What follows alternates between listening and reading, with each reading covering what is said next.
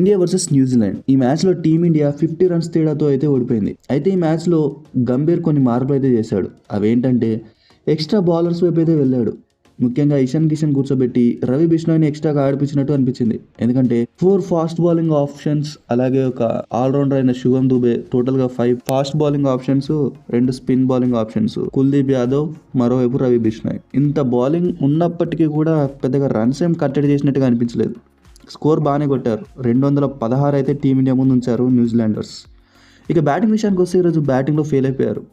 Abhishek Sharma duck out, Suryakumar Yadav bat నుంచి కూడా runs రాలేదు.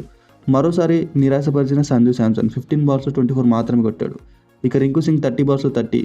ఇక్కడ మంచి ఇన్నింగ్స్ ఆడిందంటే శివం దుబే 15 బాల్స్లో 50 రన్స్ కొట్టేశాడు. ఏకంగా 23 బాల్స్లో 60+ రన్స్ అయితే కొట్టేశాడని చెప్పాలి. 280 స్ట్రైక్ రేట్తో అయితే బ్యాటింగ్ చేశాడు. ఆడినంతసేపు న్యూజిలాండర్స్కి తిప్పలు పెట్టాడని చెప్పాలి. మ్యాచ్ ఎక్కడ గెలిచేస్తారో అనే రేంజ్లో బ్యాటింగ్ చేశాడు.